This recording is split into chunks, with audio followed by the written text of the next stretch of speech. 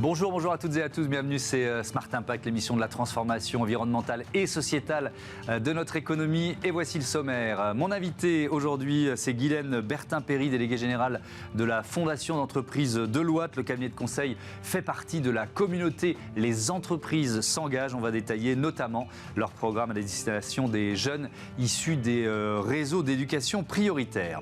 Dans le débat, on verra comment la directive européenne CSRD, cette publication d'un rapport de durabilité, souvent vécu comme une contrainte supplémentaire, peut aussi pousser les entreprises à construire une stratégie environnementale digne de ce nom. Et puis dans Smart Ideas, je vous présenterai Ma petite planète. C'est un jeu qui pousse à relever des défis écologiques en famille, en entreprise et depuis peu en collectivité locale. Voilà pour les titres, on a 30 minutes pour les détailler. C'est parti.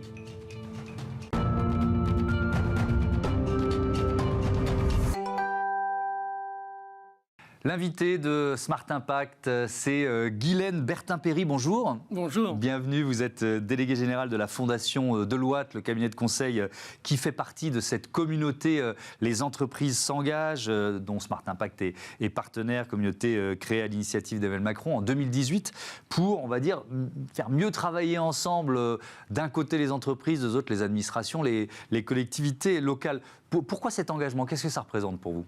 Alors pour nous, c'est essentiel. Vraiment, cet engagement, ça fait 20 ans qu'à notre niveau et effectivement avec peu de promotion, vraiment une vraie conviction, notre entreprise est engagée et le faire ensemble, on aime beaucoup. Il y a clairement le collectif, pouvoir réunir les associations, les entreprises et amplifier tout cet engagement, c'était vraiment essentiel pour nous. Donc on était ravis d'être même parmi les 15 entreprises et fondations. Oui, parce que membre et mécène, hein, il faut le dire, de la communauté Les entreprises s'engagent. Ça accentue la conviction. Avec cette idée quand même, si je me souviens bien du lancement, qu'on avait un peu les administrations qui travaillaient d'un côté, les entreprises... Enfin voilà, il y avait cette volonté qu'on soit un peu moins en silo. Est-ce que, vous le ressentiez depuis votre poste d'observation et d'action, depuis, vous nous l'avez dit, 2 décennies, et 2, en quoi ça a changé ? Donc voilà, c'était un fait, c'était un constat. C'est vrai qu'il y avait clairement des silos et c'est vrai que ça fait bouger les lignes. Très clairement, la création de ce collectif qui s'amplifie, aujourd'hui plus de 80 000 entreprises engagées, ça fait bouger les lignes.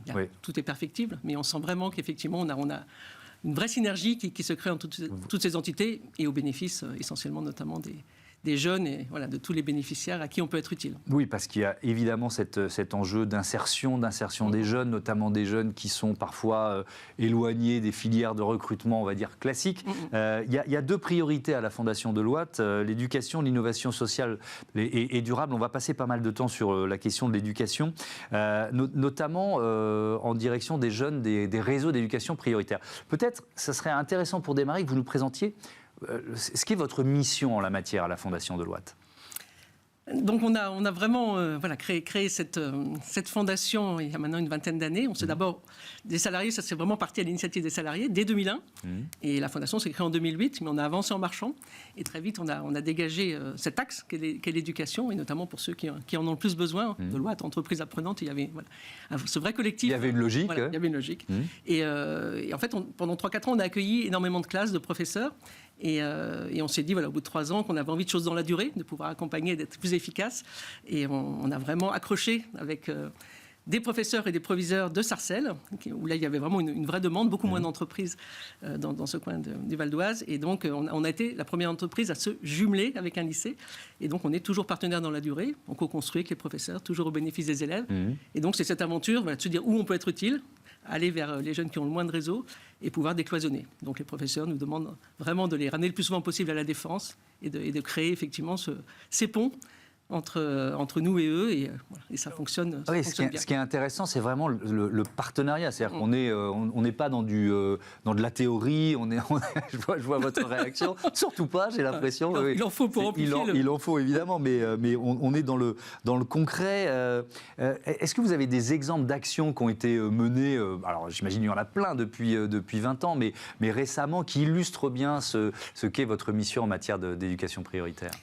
Donc voilà, l'idée, c'est surtout pas faire catalogue, mais voilà, on s'efforce d'être présent pour les jeunes de la 6e au premier emploi. Okay. Vous parliez de Silo tout à l'heure, et très souvent, il y a des associations incroyablement efficaces, mais qui vont être sur des segments, la lecture en primaire, l'amplification de l'orientation à tel moment. Et donc, on essaie modestement de créer effectivement ce fil continu, puisqu'il faut qu'un jeune, à tout moment, il puisse savoir vers qui se tourner. Et donc, tant qu'ils sont mineurs, on est effectivement avec les associations et avec leurs professeurs. Et à partir du moment où ils sont en terminale, on rentre dans le concret de l'accompagnement, le parrainage, et être là le plus possible jusqu'à leur premier emploi. Donc demain, vous demandiez des exemples concrets. Un atelier Parcoursup, on est au cœur de l'action. Les vœux c'est l'actualité en ce moment. Dans 15 jours, il y a fermeture des vœux. Donc demain, 80 jeunes de Sarcelles qui viennent à la Défense, qui sont nos filleuls, c'est-à-dire qu'on les connaît bien, essentiellement d'une filière STMG. Donc les fameux bacs techno qui parfois sont subis, malheureusement, alors que c'est une filière tout à fait intéressante. Accompagnés de leurs parrains et marraines de l'Ouate, on a la chance, il y aura le pôle égalité des chances de l'ESSEC qui sera avec nous pour justement ouvrir les chakras et montrer tous les potentiels d'études post-bac pour ces diplômes. Et donc, après une petite plénière, mais très concrètement, chaque parrain et chaque marraine est avec le jeune qui l'accompagne et on ouvre le dossier Parcoursup. On ne fait jamais à la place. On commence à relire les CV, les lettres de motivation. On regarde si effectivement il y a eu le choix du cœur, le choix de la raison pour l'orientation. Enfin voilà, on est dans la stratégie, le pragmatisme. Et donc ça, on fait ça demain matin. C'est hyper concret. Toute une matinée. Est-ce qu'il y a parfois, je dis parfois, parce que peut-être que c'est de moins en moins vrai, mais un peu d'autocensure de la part de ces jeunes qu'il faut combattre? Toujours. Il y a beaucoup plus d'accès à l'information maintenant qu'il y a 20 ans. Mais voilà, on le sent effectivement. Est-ce que c'est pour nous? Donc on contribue là encore à l'échelle des jeunes qu'on pratique. Dans la durée, on arrive à la lever, cette autocensure. On les prend beaucoup en stage de 3e, moment extrêmement clivant. On a un réseau, on n'en a pas, on a des parents... Bien sûr, c'est là qu'on voit que toutes les portes sont fermées ou pas. Très clairement. Et donc là, on a très régulièrement des collégiens dans la Tour à la Défense, et ça c'est important. Et beaucoup nous disent, parce qu'on les suit dans la durée, voilà, c'était un moment clé. Ces portes de la Défense, j'ai pu rentrer. Voilà, je me suis aperçu que les gens qui y travaillaient n'étaient pas nés là, voilà, qu'ils avaient tous des parcours eux aussi, et c'est très, très désinhibant, justement, vous l'évoquiez. Et puis, voilà, l'idée, c'est vraiment de les prendre aussi en stage le plus souvent possible. On prend beaucoup de jeunes en stage une semaine pendant les vacances scolaires, tout niveau, à partir de la terminale, etc. Voilà. Leur dire, il va falloir travailler, c'est clair, mais en tout cas, le champ des entreprises tertiaires comme les nôtres, c'est jouable. Il y a des actions dans les lycées, alors il y en a plein, mais par exemple, je vois Capital Filles. De quoi s'agit-il? Superbe association. Sur le parrainage, on est beaucoup en direct, mais on aime évidemment beaucoup aussi passer par des associations comme Capital Filles. Donc là, c'est très femme à jeune femme. Donc c'est Girl Power. Très bien. Donc là, c'est du parrainage, voire du marrainage, léger barbarisme, mais qui effectivement illustre ce côté sororité. Je l'intègre, du marrainage. Donc voilà, il y a, au niveau, et là aussi, c'est le faire ensemble. C'est un collectif, donc on est une trentaine d'entreprises, plus de 1200 marraines qui accompagnent donc ces jeunes filles l'année de la terminale, et là aussi, le plus possible. Donc c'est du parrainage ciblé pour les jeunes filles, avec là aussi une double désinhibition, à la fois potentiellement de l'endroit dans lequel est leur lycée, mais aussi du fait qu'elles sont des jeunes femmes. Et c'est formidable, une incroyable sororité. Moi, je suis marraine. À la fois, je contribue à piloter le programme, mais évidemment, je suis marraine moi-même. Et j'ai des. Alors d'ailleurs, ça veut dire quoi être parrain ou marraine? C'est quoi? C'est un engagement des salariés de Deloitte qui donnent du temps? Comment ça se passe? Racontez-moi. Donc là, aujourd'hui, on a 350 parrains marraines avec donc un groupe de 350 jeunes issus de ces lycées de REP. Et donc l'idée, c'est on est là pour l'orientation. D'accord? Donc c'est vraiment le fil conducteur. Donc on est effectivement là pour... voilà. Ils viennent très souvent faire ce qu'on appelle du shadowing. Ils viennent suivre leur parrain marraine pour de vrai pendant une journée. C'est compliqué d'expliquer des métiers comme ça qui ne sont pas des métiers à uniforme. Donc concrètement, ils viennent, ils regardent ce qui se passe. Ils veulent qu'on ouvre nos réseaux. Tu as envie de faire ça? Est-ce que tu as envie de rencontrer tel professionnel? C'est vraiment tout tirer vers le haut, c'est stimuler cette orientation scolaire. Mais on se sert aussi du culturel.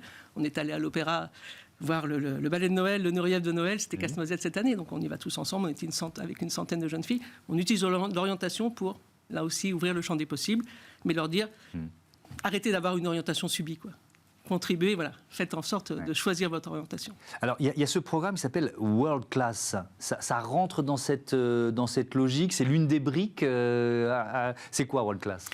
Un formidable catalyseur, c'est le programme mondial de Deloitte. D'accord. Là, on a parlé tout de suite de la France, de ce qu'on fait. On a une chance incroyable qu'effectivement Deloitte a souhaité s'engager pour l'éducation au niveau mondial, et ce depuis plusieurs années. Donc il y a cette ambition incroyable et ce stimulant. Donc, Deloitte souhaite et a largement commencé à impacter plus de 100 millions de personnes dans le monde. Ça, c'est l'objectif. 2020-2030. Donc là, on est quand même déjà en 2024. Vous êtes pas mal avancé. Donc, non, c'est... Donc c'est parce que j'ai lu ce chiffre, 100 millions de personnes. Alors évidemment, à la dimension de la planète, bon, ça passe, mais c'est un peu partout sur la planète. C'est la même logique, c'est-à-dire des jeunes plutôt en quartier prioritaire. Enfin, c'est pas cette dénomination-là dans tous les pays, évidemment, mais c'est un peu la même logique. Là où on peut être utile, vers ceux qui en ont le plus besoin. Oui. Aller vers ceux qui ont moins de réseaux et créer effectivement des ponts. Donc, c'est très adapté localement, évidemment. On est aussi très, très impliqué au niveau de l'Afrique francophone. Et là, ce sont vraiment les collaborateurs et les collaboratrices de l'Afrique francophone qui s'approprient des programmes locaux. Donc l'idée, c'est ça, c'est de mettre en réseau, de mutualiser, mais par contre de travailler vraiment localement. Et on s'aperçoit que chacun, à l'échelle de tous des nombreux pays dans lesquels on est présent, peut apporter sa pierre sur ce programme lié à l'éducation. Alors, je reviens en France avec ces jeunes de l'aide sociale à l'enfance, l'ASE. Alors, c'est un service public qui est magnifique, mais qui est sous-doté, on peut dire les choses très clairement. Ils sont pleins de bonne volonté, celles et ceux qui y travaillent, mais ils n'ont pas assez de moyens. Donc, quel rôle vous jouez justement pour essayer de sortir un peu de cet échec programmé, parce que c'est un peu ça l'histoire, c'est qu'il y a beaucoup de jeunes qui ont été à l'ASE qui se retrouvent ensuite sans domicile fixe, les chiffres sont là. Donc comment vous essayez de contrer cette spirale négative ? J'ai regardé votre formidable émission avec l'association Les Ombres, donc vous avez mis le sujet en lumière et c'était, ça le mérite. Donc voilà, on rappelle les chiffres, 40% des jeunes à la rue sont issus de l'ASE, 13% seulement des jeunes de l'ASE ont le brevet. Quand on voit pour nos propres enfants, le brevet n'est quand même... Oui. On se dit, le brevet, c'est une formalité. Voilà, c'est une formalité. Donc voilà, c'est vraiment une injustice incroyable. Donc clairement... Donc il y a un problème spécifique au sein de la Fondation pour aider les jeunes de l'ASE. Ils le méritent encore plus que les autres. Donc on s'est adossé à l'association Impact, de la formidable docteure Céline Gréco, donc qui elle-même a été placée... à l'ASE à l'âge de 14 ans, et donc elle le dit souvent, ça lui a sauvé la vie, victime de violences familiales, et elle a un parcours incroyable. Aujourd'hui, elle est chef de service à Necker, et donc elle s'est emparée du sujet avec efficacité. Elle a un volet médical dans lequel, effectivement, on n'a aucune légitimité, et un volet orientation scolaire ou avec d'autres entreprises. Donc ces jeunes-là, ils sont en haut de la pile. C'est envers eux qu'il faut effectivement encore plus ouvrir les portes, les prendre en stage, les accompagner. Donc on crée un collectif encore plus fort, 300 000 jeunes de l'ASE, et on les suit notamment en filigrane, collège, lycée, pour ceux qui accèdent à ces niveaux-là, et on en fait encore plus pour eux. Bientôt, on part en Bretagne, là, en avril. On contribue à des séjours, mais voilà, il faut effectivement compenser et faire encore plus pour ces jeunes qui le méritent d'autant plus. Merci beaucoup, merci Guylaine Bertin-Perry, et à bientôt sur Bismart. On passe à notre débat, la nouvelle directive européenne CSRD au programme.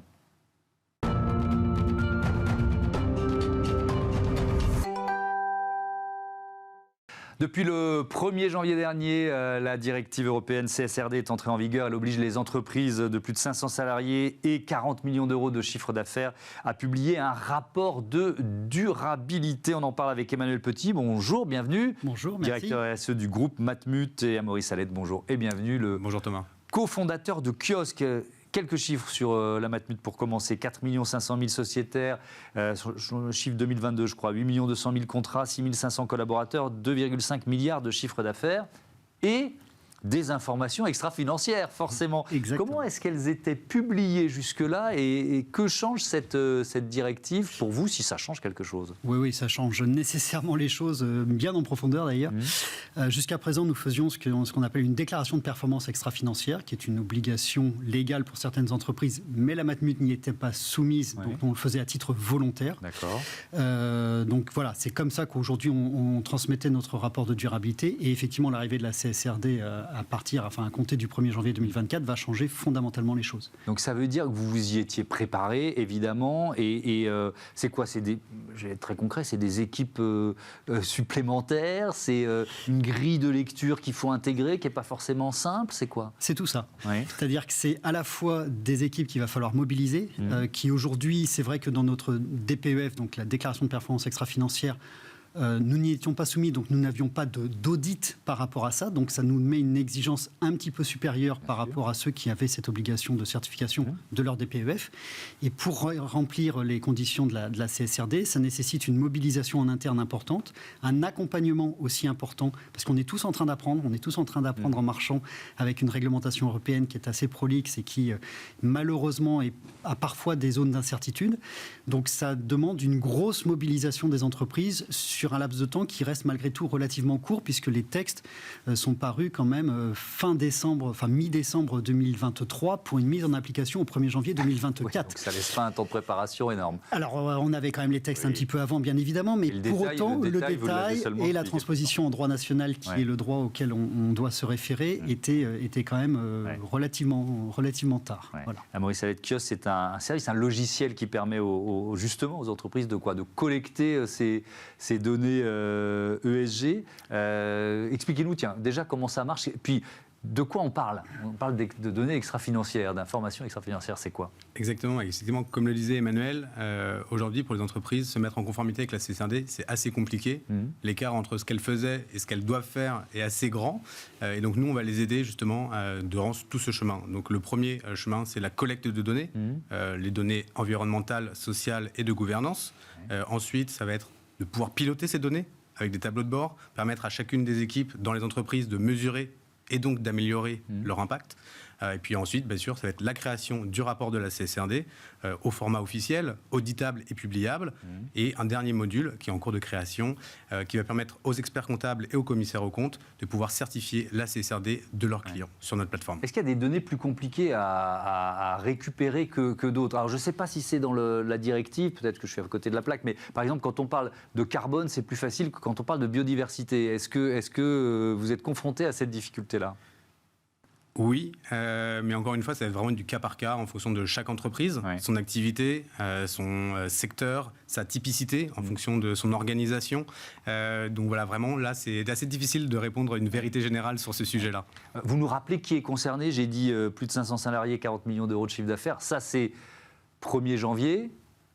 Mais après, ça va aller vers des entreprises de plus en plus petites. C'est ça la logique. Exactement. Et justement, le seuil de 40 millions de chiffre d'affaires a été augmenté à 50 millions pour tenir compte de l'inflation. Donc on parle dès 2025 des entreprises de plus de 250 salariés et donc du seuil de 50 millions d'euros de chiffre d'affaires. En 2028, on parle des entreprises de plus de 50 salariés. Donc là, ça va devenir très très important, même si la version du rapport sera sûrement allégée par rapport à ce qu'il existe aujourd'hui. Et on n'a pas encore la date officielle, mais l'enjeu, c'est de pouvoir impliquer toutes les équipes de plus de 10 salariés à terme. Donc tout le monde sera obligé d'annexer à son rapport de gestion un rapport de durabilité à terme. Et je suis sûr qu'il y a plein de patrons de ces entreprises, petites entreprises, qui sont en train de nous regarder, qui disent aïe, aïe, aïe, ça y est, c'est parti, encore une contrainte supplémentaire, réglementation de plus. C'est vrai. Est-ce qu'on peut dire quand même, Emmanuel Petit, que ça peut aussi être un outil de pilotage ? Mais c'est surtout un outil de pilotage. C'est surtout un outil de pilotage. Et effectivement, aujourd'hui, on voit cette CSRD comme une contrainte. Et c'est vrai, il faut se le dire. C'est pas simple. Le chemin, il est semé d'embûches et c'est pas facile. Mais c'est pour ça qu'il faut aussi donner du sens par rapport à tout ce qui est fait à travers cette CSRD et revenir un peu sur les fondamentaux de pourquoi la Commission européenne essaie de mettre ça en place. Et la volonté est bien d'essayer d'avoir une comparabilité des entreprises les unes par rapport aux autres, justement sur cette logique d'extra-financier. La finance, c'est simple, ce sont des euros, on sait calculer des euros, il y a une traçabilité, c'est assez clair. L'extra-financier, jusqu'à présent, à travers les DPEF tels que nous pouvions faire, chacun avait sa DPEF, chacun se disait plus blanc que blanc. C'était très compliqué. Ça permettait de greenwasher un peu plus facilement. Ça permettait de greenwasher plus facilement et au-delà de ça, ça n'aidait pas les investisseurs à investir dans des entreprises qui sont réellement responsables. Donc, en tant qu'assureur côté Matmut, on est aussi un gros investisseur institutionnel.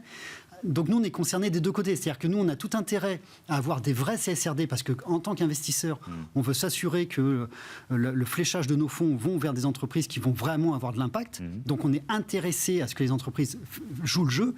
En revanche, en tant que patron de la RSE, pour jouer le jeu, c'est compliqué, quoi. Donc voilà. Mais fondamentalement, on va dans des outils de pilotage qui seront meilleurs. C'est-à-dire comment est-ce qu'on arrive à réconcilier la croissance on va dire, économique, la performance économique, avec aussi la croissance et la performance pour le bien commun. Ouais. Et donc, c'est ça qu'on essaie de résilier. Ouais. Est-ce que c'est aussi un moyen ou un outil de prise de conscience de, finalement, ces externalités négatives, toutes les entreprises en ont, et la capacité de progresser? C'est un outil de progrès? Est-ce qu'on peut dire ça? Bien sûr. L'enjeu de la CSRD, effectivement, c'est d'être public. Donc, les entreprises vont pouvoir se comparer entre elles. On va pouvoir faire des vrais benchmarks. Et ça va être assez intéressant. Donc, ça, c'est vraiment pour le facteur un peu externe, comparé par rapport aux autres, mais aussi interne. On va pouvoir rentrer dans une granularité fine en ayant des tableaux de bord et de pouvoir se dire, bon, par rapport au reste de l'entreprise, cet indicateur-là, on est plutôt mauvais. Et donc, se dire, qu'est-ce que les autres équipes ont mis en place pour pouvoir reproduire des schémas positifs.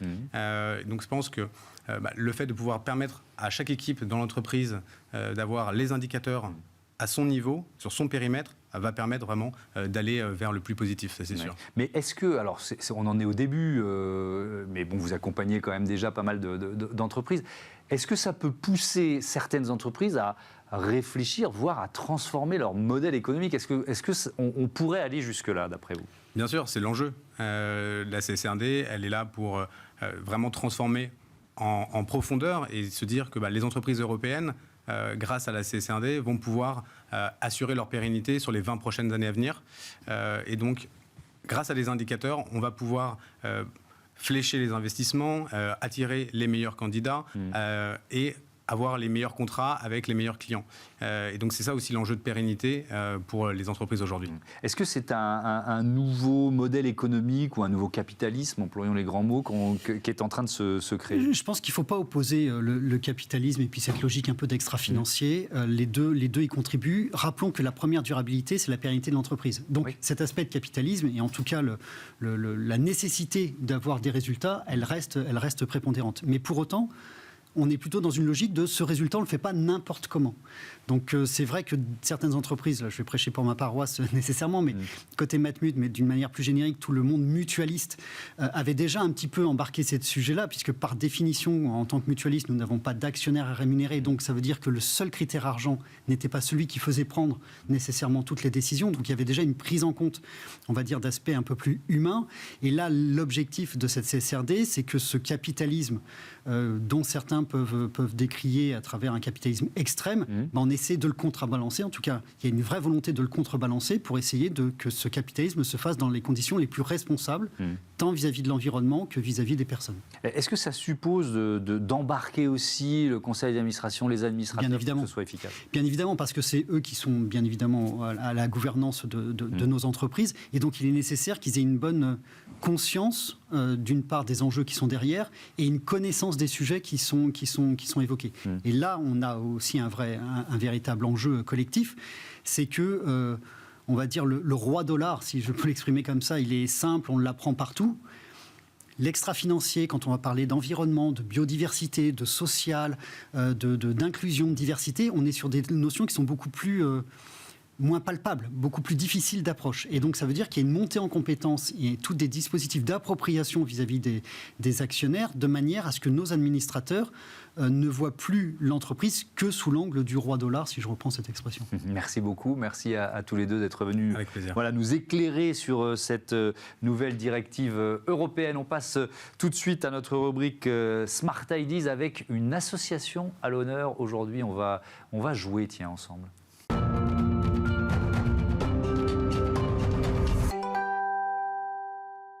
Smart Ideas avec Mathilde Hébert, bonjour. Bonjour. Bienvenue, vous êtes la cofondatrice de Ma Petite Planète, association que vous avez créée en 2020 avec Clément Debosc et Christian Nalatambi. Vous avez donc inventé un jeu écolo. Expliquez-moi, comment je peux jouer ?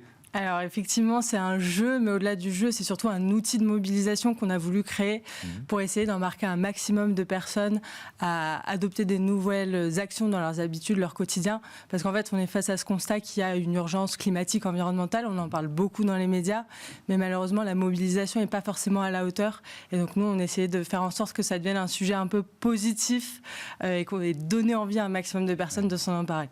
Positif et ludique, donc, parce qu'évidemment, c'est toujours plus facile. Alors, on peut donner des exemples de défis collectif, hein, c'est ça, c'est par équipe à relever. Exactement, c'est un jeu en équipe qui dure 3 semaines. Donc pendant 3 semaines, on va faire des défis avec ses collègues, ses amis, sa famille ou avec les plus jeunes quand c'est dans le milieu scolaire pour les enseignants. Des défis, ça va être par exemple aller au travail à vélo, faire un ramassage de déchets avec ses collègues ou alors organiser un atelier pour essayer de comprendre comment on peut transformer son métier, qu'on soit à la communication, à la finance. Et pour les plus petits, comme pour les grands, on va avoir des défis aussi qui vont nous permettre de nous rapprocher un peu, de nous reconnecter du vivant. Donc, par exemple, faire un câlin à un arbre. Ça, j'adore. Ça. Très bonne idée. Est-ce que les défis les plus souvent choisis, parce qu'il y a toute une liste, c'est ça, exactement, sont forcément les plus simples à réaliser? Vous voyez ce que je veux dire? Est-ce qu'on est parfois un peu paresseux face à l'épreuve? Ça peut arriver. Alors après, ce qui est sympa, c'est que c'est un outil, c'est un jeu collectif. Donc forcément, on est motivé, tiré par le haut par ses collègues qui ont envie d'en faire plus. Il y a un classement, les gens aiment bien se challenger. Et finalement, à la fin d'un challenge, les gens valident en moyenne une quinzaine de défis par personne. Donc là, on est à plus de 4,5 millions de défis réalisés, 350 000 personnes sensibilisées. Et donc, on voit que sur les 18 défis, en fait, il y a plein de choses. Il va y avoir justement faire une semaine végétarienne, c'est pas facile quand on n'a jamais essayé. Il va y avoir se passer de café et de chocolat, c'est un défi qui fait beaucoup parler. Et donc, non, c'est pas forcément que les défis faciles. En fait, on commence par les plus faciles et nous, on aiguille les participants dans ce sens-là. Et puis après, l'objectif, c'est de se surpasser, d'aller le plus loin possible. Vous nous l'avez dit, il y a des salariés qui y participent. Donc, ça veut dire que vous avez des entreprises. Alors, vous êtes une association, on y reviendra, mais vous avez des entreprises qui participent. Est-ce qu'elles payent quelque chose à partir du moment où elles participent? Effectivement, on est une association un peu particulière parce qu'on a un modèle économique. On propose des prestations de services aux entreprises, mais aussi aux collectivités, aux administrations publiques, toutes les structures qui sont capables d'impulser des changements plus structurants dans la société. Et donc, ces prestations de services, elles nous permettent par ailleurs de continuer à proposer le challenge gratuitement au grand public, donc vous, si vous voulez jouer avec vos amis, votre famille, mais aussi dans les milieux scolaires. Donc tous les enseignants qui ont envie de sensibiliser leurs élèves de la maternelle jusqu'au lycée, c'est entièrement gratuit. Et vous venez de lancer une offre destinée aux collectivités territoriales. Alors, elle se différencie un peu des autres et pourquoi cette offre? C'est assez similaire de ce qu'on va faire dans les entreprises. Ce qui est intéressant pour nous avec les collectivités, c'est qu'elles ont un pouvoir immense d'impact parce qu'elles peuvent à la fois toucher les habitants et habitantes de leur territoire, les entreprises du territoire, les agents élus qui sont donc les salariés, mais aussi les écoles du territoire. Et donc nous, ce qu'on va leur proposer, c'est de mobiliser un peu ces 3 cibles, habitants, agents et établissements scolaires, et de le faire en même temps si possible. Et donc voilà, on va les accompagner sur tout ce qui va être la communication, la mobilisation autour de ces enjeux. Ouais. Avec quel effet parce que là, vous commencez à avoir un peu de recul, puisque vous l'avez créé en 2020. Vous créez des ambassadeurs en quelque sorte, vous voyez ce que je veux dire? C'est-à-dire ceux qui ont participé au défi Ma Petite Planète, il y en a une partie importante qui continue de ces défis ou qui essaye d'essaimer autour d'eux. Comment ça se passe? Exactement. L'objectif, c'est vraiment d'avoir des personnes qui s'emparent de ces sujets, qui ont envie de continuer d'agir, d'embarquer du monde autour d'eux. Donc en entreprise, c'est assez facile. C'est souvent des personnes qui, une fois qu'elles ont été ambassadrices du challenge, chefs d'équipe en fait, d'une équipe Ma Petite Planète, elles vont s'impliquer, donc faire partie des personnes qu'on appelle référentes RSE, développement durable, ou RSO quand c'est dans les collectivités. Et notre objectif, c'est que ces personnes-là, justement, elles puissent contribuer à continuer sur cette lancée-là, à impulser des dynamiques un peu plus importantes en fonction du cœur de métier de leur entreprise. Ouais. Vous êtes inspiré de Mon Petit Gazon, là, le jeu pour les fans de foot. Je participe à un championnat en ce moment, je pense que je dois être avant-dernier, mais bon, c'est pas très grave. Ça a été votre source d'inspiration, ça? Oui, on s'en est inspiré parce qu'en fait, on sait que le sport, c'est quelque chose de très fédérateur, d'où le fait qu'on lance cette édition un peu spéciale Jeu de l'écologie qui va parler sport et environnement. Et effectivement, on s'est appuyé de Mon Petit Gazon parce qu'on s'est dit, il y a le mondial de foot, tout le monde attend avec impatience cet événement, c'est un sujet très positif. Et ben nous, on va créer le mondial de l'écologie et tout le monde va attendre pour pouvoir participer et va avoir envie de s'emparer de ces sujets. Parce que c'est l'offre spéciale JO, ça, que vous êtes en train de lancer? Oui, c'est l'offre spéciale JO, parce que cette édition, elle va vraiment allier sport et environnement pour toucher des personnes qui se sentent peut-être plus éloignées de ces sujets, essayer d'attirer les personnes qui ne sont pas forcément convaincues par ces thématiques-là et leur parler quand même d'environnement. Mais on s'appuie sur ces mécaniques de jeu dans toutes nos éditions. Merci beaucoup Mathilde Hébert et bon Avec vent plaisir. à Ma Petite Planète. Merci beaucoup. Fin de ce numéro de Smart Impact. Merci à toutes et à tous de votre fidélité à Bismart. Salut.